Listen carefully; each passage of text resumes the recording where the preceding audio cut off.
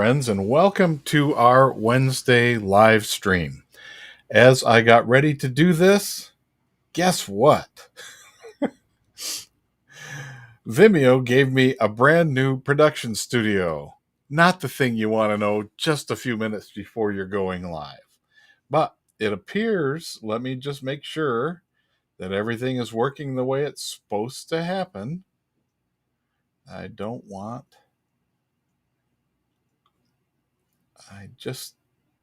want to be at home. There we go. And here we are. Excellent. So everything is working and streaming. It looks like they added some features, but now's not the time to figure them out. And what I want to do today is talk about extra frets. I had someone contact me and ask some questions because a new instrument is under construction for this person, and they wanted to talk about extra frets. Should I order them? What do they do? All those kinds of things. So I promised that I would focus on that today. So first off, let's take a look at an instrument that has no extra frets, because at this period in time, we are used to seeing extra frets. But right now, as I start, if I start at 0,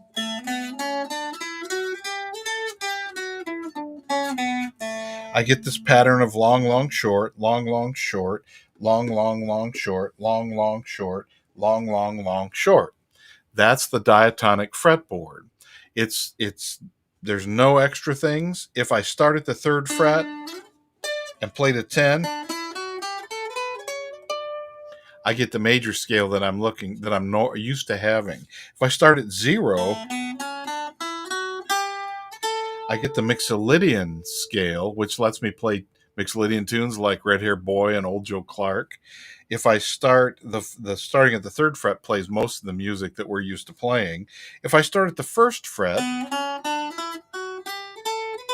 I get the natural minor or pure minor scale, which is also known as the Aeolian mode. If I start at the 4th fret,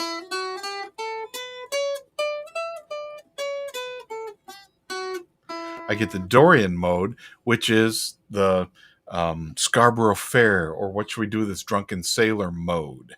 Those are the kind of tunes that live in those different places. And so when I have no extra frets, what I'm doing is retuning my bass and middle strings so that when I play that scale starting at a particular fret, I'm getting drones that line up and support what I'm playing. That's the traditional dulcimer. The traditional dulcimer did not have frets that went all the way across the instrument. They just went under the melody string. However, and Don Petty likes to call this fret the Howie Mitchell fret, he says, sometime in the 60s, Howie and some other people started adding where there had been a big long space. We had 1, 2, 3, 4, 5, 6, 7. 7 was a big space. If you look here, 1, 2, 3, 4, 5, 6, and now it's another short one. So I have a group of 3. There's no place on this traditional one where there are 3 frets real close to each other, but the 6.5 fret produces that right here. Now, the first result of that is confusion. Because when I am playing typically on a dulcimer, if I'm not landing on the note I want, I'm on one that's right next to the one I want. And I get confused about that. The second thing that happens is I'll hear just notes in the scale, but if I use those half steps,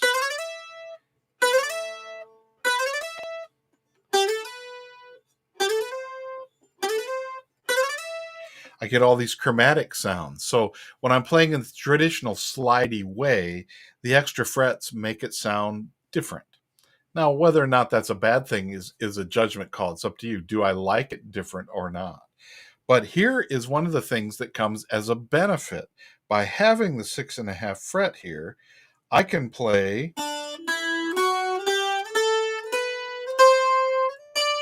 the Mixolydian scale that I would expect when I start at 0 and go to 7 when I use the regular 6th fret.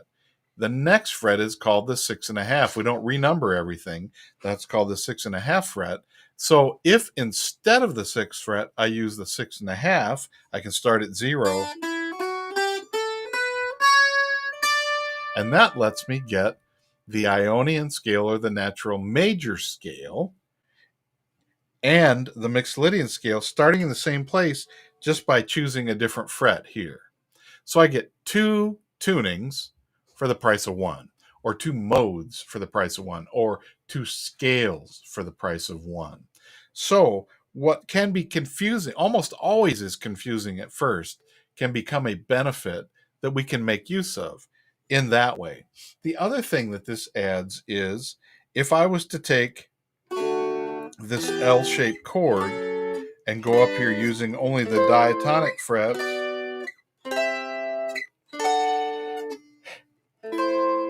want to get to the 4th fret, I can only play an A minor using that shape. So I have a D major, minor, minor, major, minor. That's not the typical way we expect the chords to go. We expect that to be a major chord.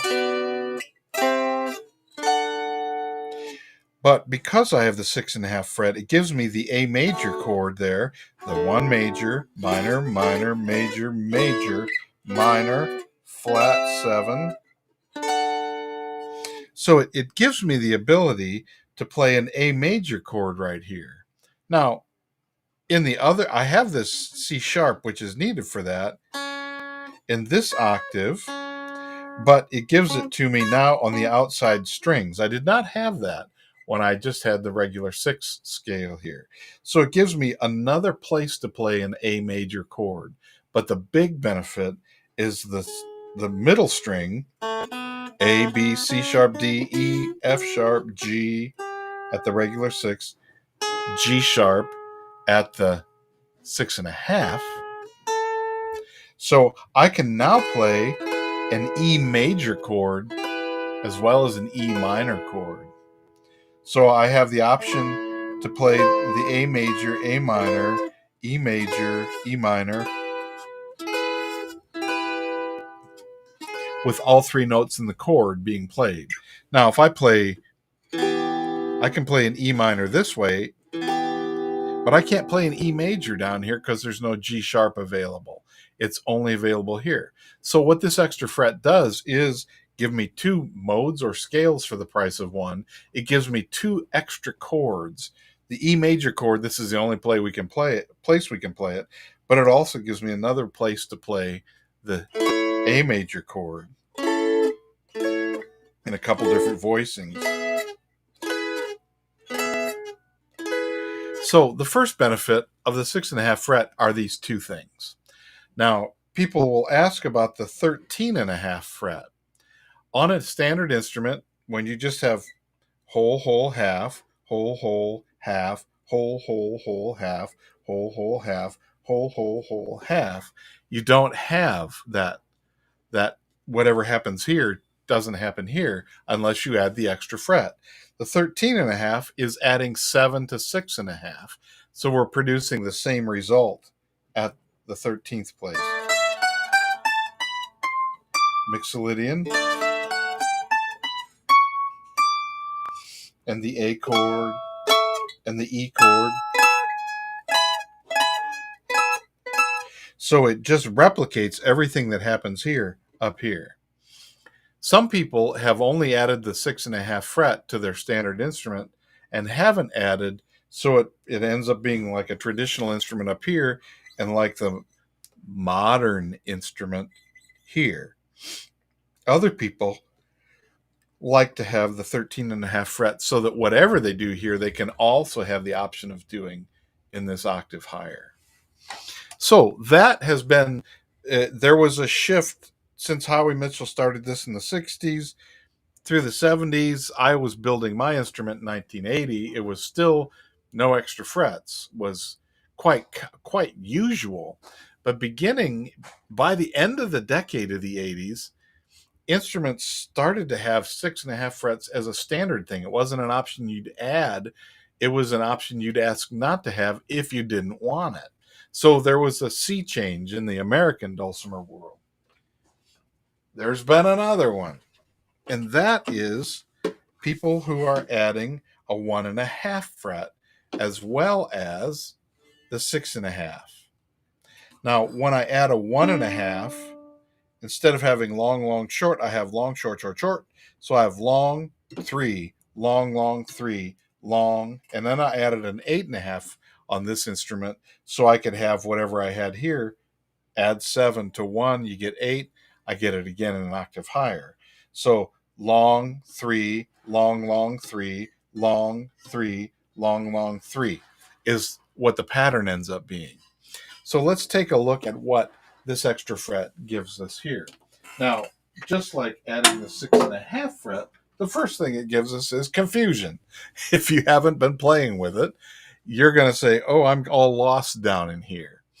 And some people will add stickers to their instrument. I would tell some of my students, put a sticker on the 6.5 fret right under the middle string and call that the don't play me fret until you're ready for it. And then it's the play me fret. And when the sticker falls off, you don't need it anymore. The same thing could be done here. If you have an instrument with 3, this pattern of 3 at the beginning, because you have a 1.5 fret, and you're saying, I'm a little confused about what's going on here. But here's what happens now. Normally, when I start at 0, I have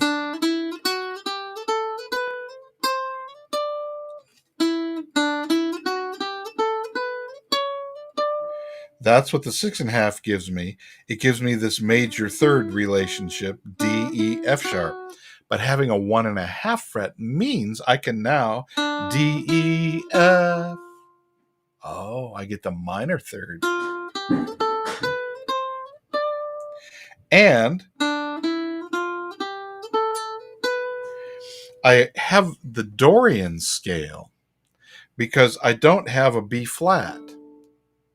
I have the F natural, G, A, B, C.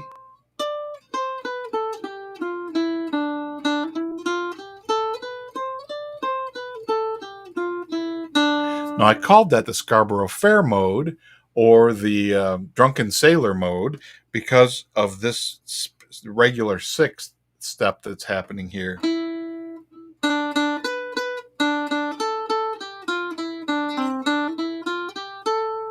Let's see.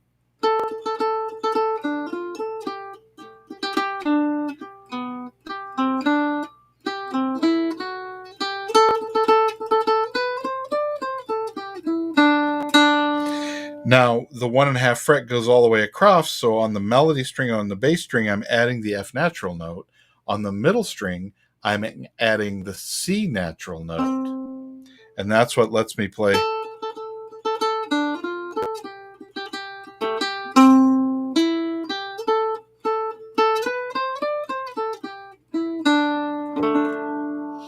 And I don't have to retune my bass or middle strings because everything's now oriented according to D. So I have the D major, I have the D Mixolydian scale, I have the D Ionian scale if I use the 6.5, I have the D Dorian scale if I use the 1.5. So it gives me an additional, with one tuning and the 1.5 fret and the 6.5 fret, I get 3 modes for the price of one tuning. Now I don't get the Aeolian mode because I don't have the B flat. For that, I'm going to want to either add a capo with the 1st fret, and that becomes the beginning of my scale. And in that case, let's do that.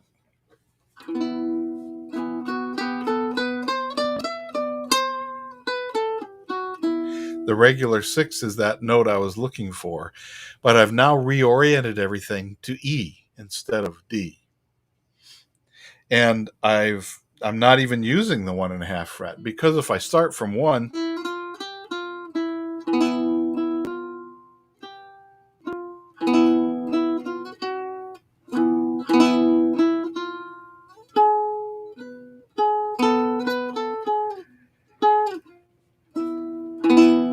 That gets us in the Arabic modes, Arabic Maqam. The flatted 2 starts moving us into some different directions. So it gives me options, but we're not going to focus on those because this can be really confusing right now. Here's the other benefit.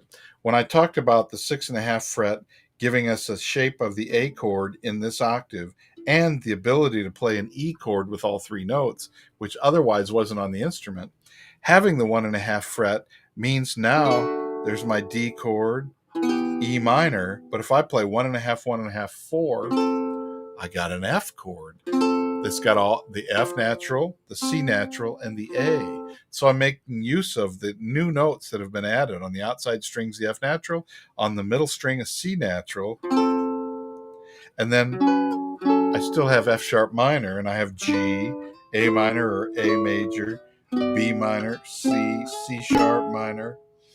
We didn't talk about that earlier. Now, then the reverse of that is also true.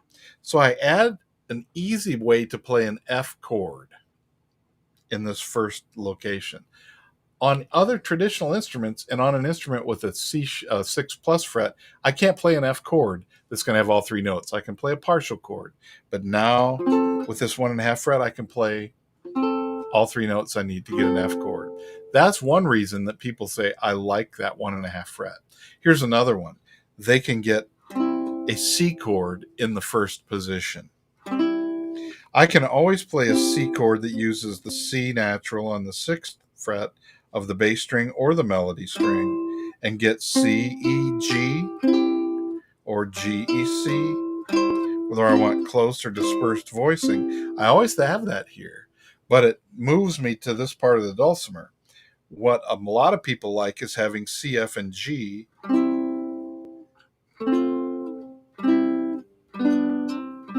all right in the first part of the dulcimer. Then, and they can now play songs that need C, F, G, C. This land is your land, this land is my land, from California to the New York Island, from the Redwood Forest to the Gulf Stream water. This land was made for you and me. So it lets us play in the keys that a lot of people like to sing in that are not D.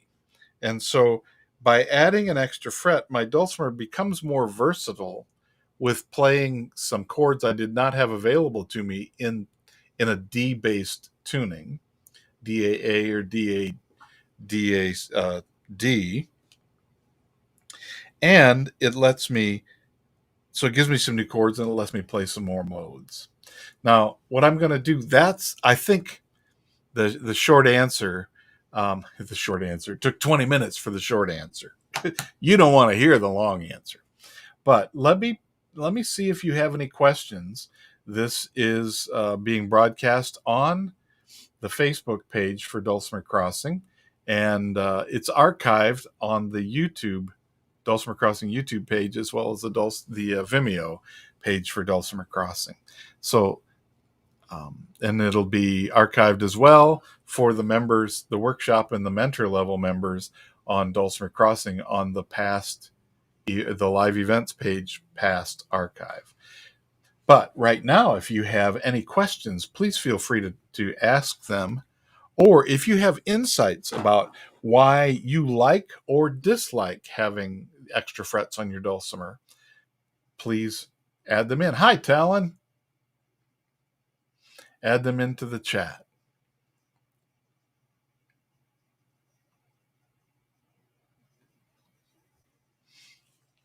No questions. All right. Now, some people have made good use of this in a lot of different ways. Like I was saying, it further expands what's possible. The Maqam Hijaz, oops, got to get it tight, is one of the Arabic modes that has a 1, a flat 2, a sharp 3,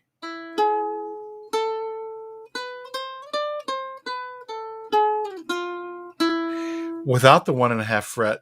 There isn't a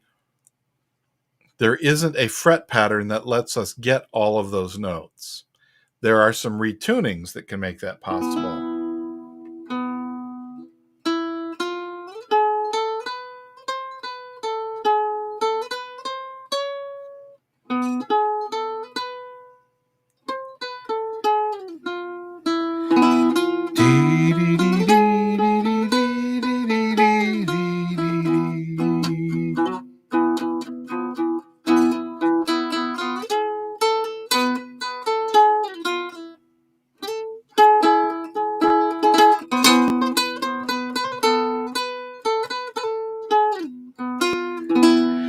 So it opens up that possibility. I'm using a capo now plus my 1.5 fret, as well as a 6.5 fret. So how much more music do you get from a full chromatic? Well, of course, on a full chromatic instrument, everything is available to me. The main difference, I say, from either a hammer dulcimer or a mountain dulcimer is versus a guitar or a mandolin or a banjo, which is fully chromatic. The frets line up in the 12-tone scales. Are on fully chromatic instruments, I spend my time trying to avoid frets. On the instruments that are diatonic, all I have to do is, if I land on the wrong one, I'm next door to where I want to be, and I just go there. And I'm thinking about where to start, not which ones to avoid. So it's a different framework in my brain. So there is a lot of music. Now, at the North Georgia Foothills Dulcimer Association Fall Festival this month, I'm teaching blues on the mountain dulcimer tuned DAD. I'm teaching jazz on the mountain dulcimer.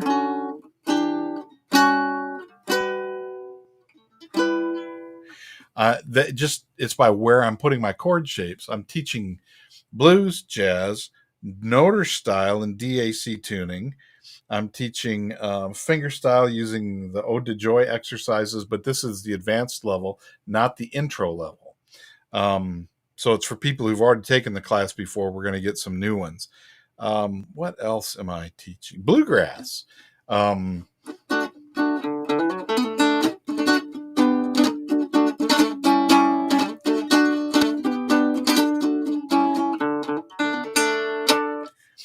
So a lot of music is available on the instrument. On all the instruments we want to play. Some of it is based on our imagination and what we want to play. There are ways to find it. Now, Talon, you're noticing that the fret length on the three dulcimers that I was showing is not the same. The vibrating string length on this one starts here and ends at the bridge here instead of a tailpiece at the end of the instrument. So that means the frets are closer. And do my fingers ever have problems not landing in the right spot? Of course, every little thing that is different makes me go, oh yeah, I've got to get oriented to this dulcimer, which means every time I pick it up, I've got to play through. I just do some warm up, some things that let my fingers get used to, okay, this is how far these are. I do know that I have to reach even further, but on a big instrument, some things which more easily I can reach here, I just realize got to stretch further on that instrument. So that's once I get used to playing on this one, I find that I have to just get used to stretching on the other instruments more. So I don't actually think that playing on this one makes me have those questions. It's when I go back, I'm at a festival and I could only bring one instrument with me. And I normally on this instrument play something on that one that I took with me. And I just have to reach further. But I do have issues with them sometimes landing in the wrong spot because of the instrument. I just practice more. That's what I do. Okay, and Sandra, you're saying you're also as a 3.5. So here's the order that people add frets. They'll add 6.5, 1.5. Some people really like having a 0+ fret, if not on all the strings, but on the middle string, so they can get a B flat note in here.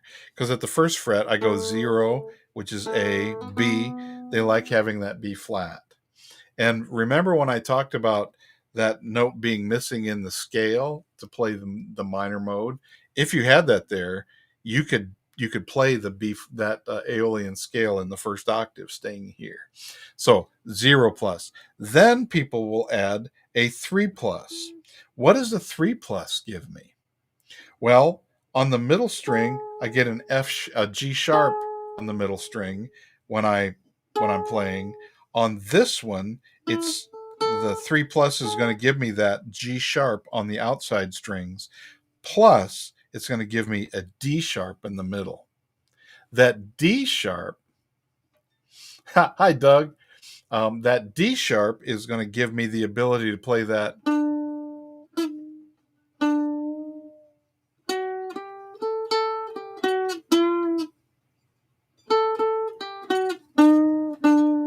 It's going to give me the ability to play that Maqam Hijaz, for example.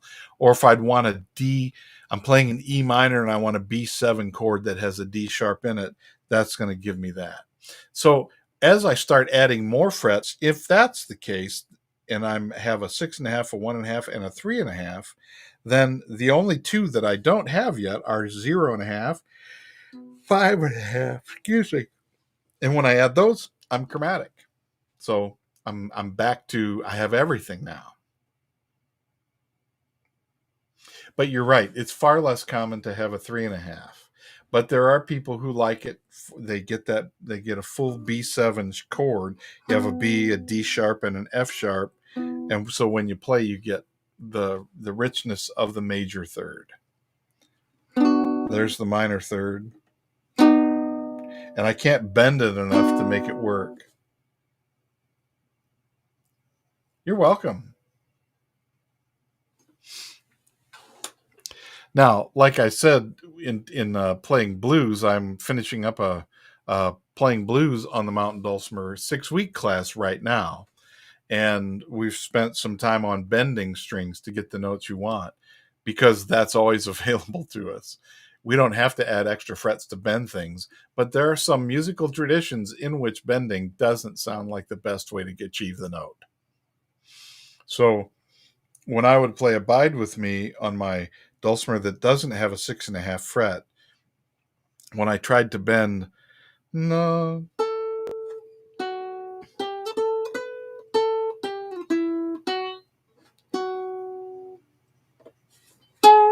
I'd need that G sharp.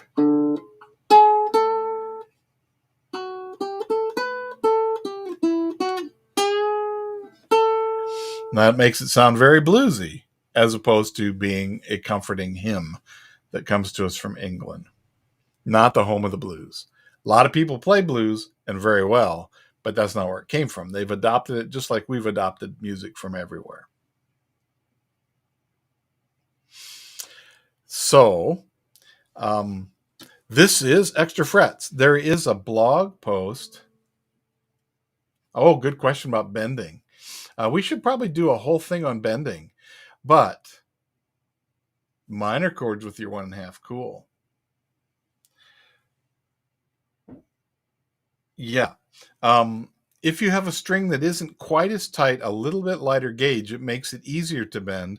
The caution is when you don't want it to bend, if it's a lighter gauge, it might be bending because we're accidentally pushing our strings around with our fingers as we put them on the fretboard. But if I like the ones on this one, I tend to have a thicker gauge on there. So when it comes time to bending some strings, I have to work harder at it. This nylon string instrument, the strings are a lot easier to bend.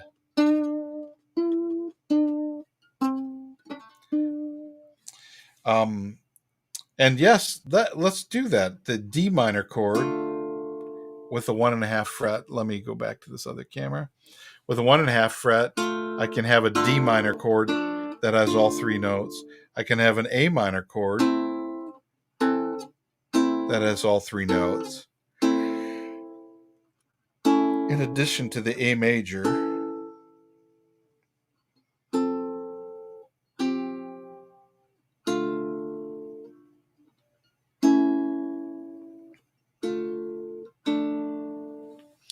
So yes, not only the F and the C, but the D minor and the A minor are all available now in the first position.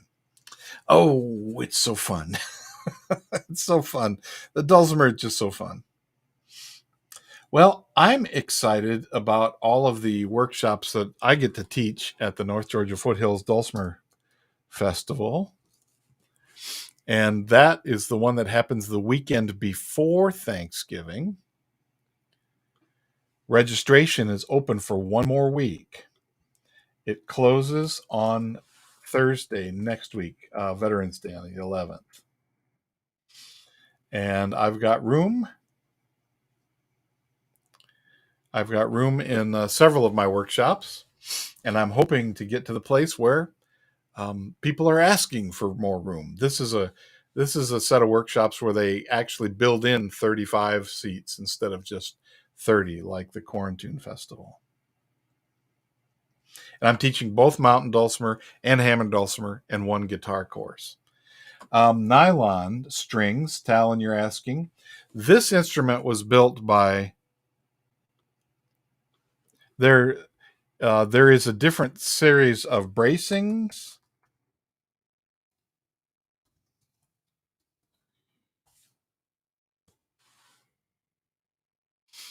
So here is the builder, Robert Stevens Luthery.com.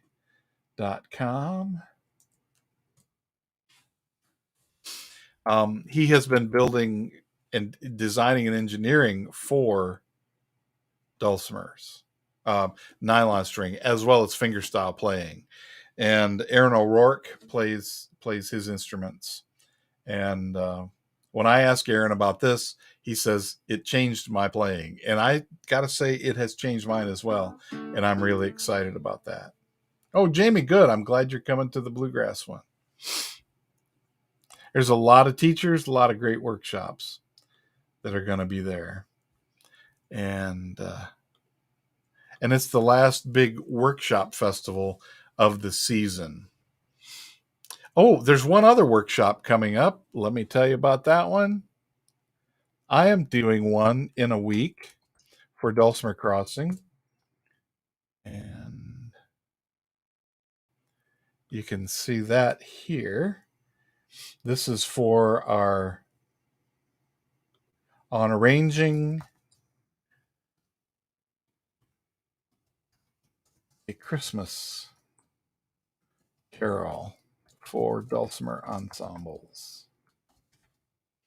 I just finished a 6-week class on this, but this will be looking at a particular Christmas carol and making it arranged for dulcimer ensembles to play. And you can, as a workshop and a mentor level member, participate in that. But you could also just sign up for just that workshop. And that link I gave you is the way you can do that. And you'll get both the workshop and an archive video of that. So that's what I have for us today. I did start to say there's a blog post that will have the talking points of this that'll be on the Dulcimer Crossing blog, along with a link to this archive. So that is coming. It's, of course, got to finish processing and all that stuff before the video can be linked to. But that is what I have for us today. And I look forward to seeing you next week. Maybe that'll be bending. I like that idea, because we bend strings on the hammer dulcimer too. I like that idea. So thanks for joining me today. I hope you have a great week, and I look forward to seeing you next time. Thank you. Bye.